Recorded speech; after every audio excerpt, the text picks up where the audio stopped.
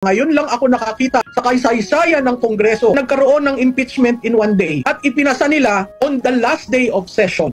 Yun ang makikita mo talaga politika. Kasi yung dating mga experiences natin sa impeachment, magmula sa ombudsman, sa vice president, sa chief justice, it took a while. No?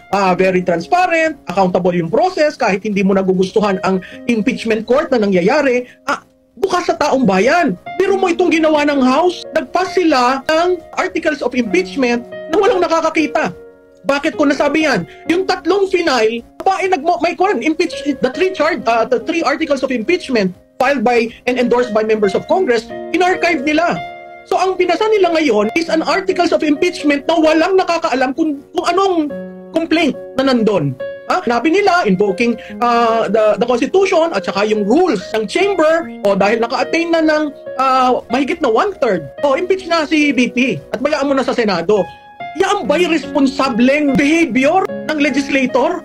Wala man lang nagtanong, Your Honors, what are we charging her? Wala! Naghihintay ako kanina. Kaya ako medyo nahuli sa inyo kasi gusto kong marinig. Kasi alam mo, nagbibigay pa rin naman ako ng pasintabi doon sa mga legislators na kayang tumindig. Unfortunately, ako'y nalulungkot. Wala man lang isang nagtanong, Your Honors, what are the articles of impeachment? Ibig mong sabihin, nagpirmahan lang sila? At kaninang umaga na natanggap na buo yung 215, ha?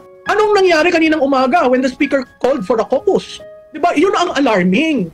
Kasi ini-impeach nyo, hindi balik kung minority vice president, ang ating current vice president, hindi po. Hindi rin po siya by plurality.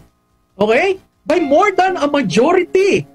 Nahalal siya. Ano po yun? Ang sinasabi pa ng mga legislators, wala kaming pakailam dyan sa mandate mo.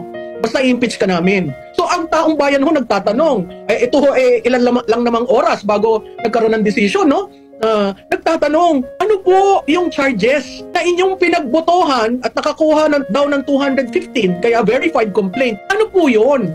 Kasi hanggang ngayon, sa tingin ko ni isa sa inyo, hindi nyo alam. So babalik tayo sa eleksyon.